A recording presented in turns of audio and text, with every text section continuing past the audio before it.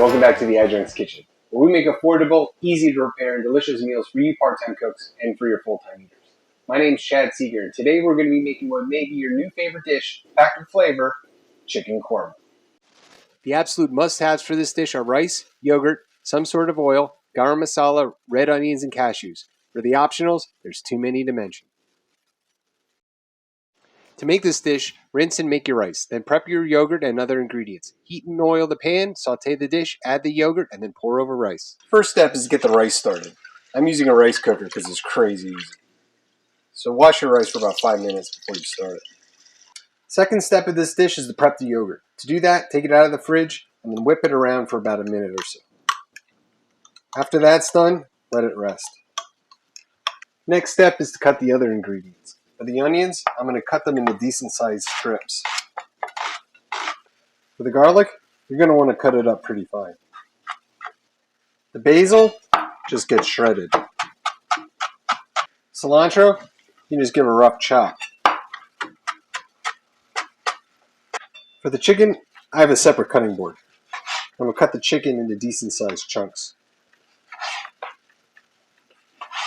Start the cooking. Get the pan up to medium-high. As the pan warms, add some olive oil.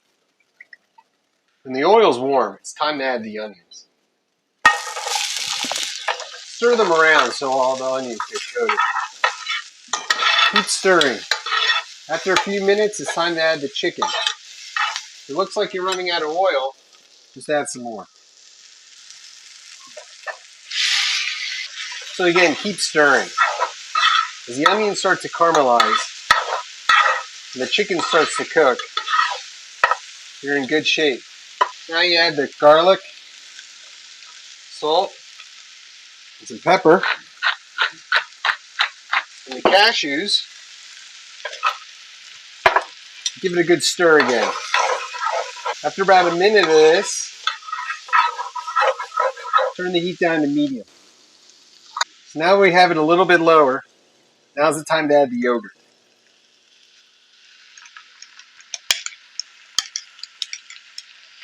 Keep stirring as you add the yogurt. Nice. And once the yogurt's in,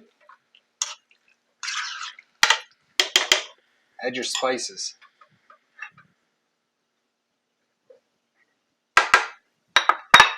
Stir again. Now basically you can kill the heat. Give it a final stir.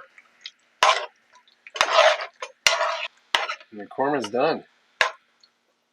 For the plating, simply put some rice into a bowl or on a dish, and then spoon the korma and the gravy right on top.